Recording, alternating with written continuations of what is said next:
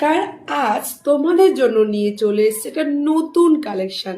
দেখো, কি বুঝতে পারছো না তো? দেখো, আজকে এই নতুন কালেকশনটা তোমাদের জন্য। তোমরা সবসময় জানো, আমি সবসময় চেষ্টা করি যারা আমার কাছ থেকে প্রোডাক্ট নেয় তারা অলওয়েজ যাতে আমার কাছে নতুন নতুন জিনিস সবসময় তারা পায়, তো সেই চেষ্টাই। তো যখন নতুন কালেকশন পাই সবসময় তোমাদের কথাটা মাথায় রাখি, তো সেই হিসাবে নিয়ে চলে এসেছি এই যে তারসেল।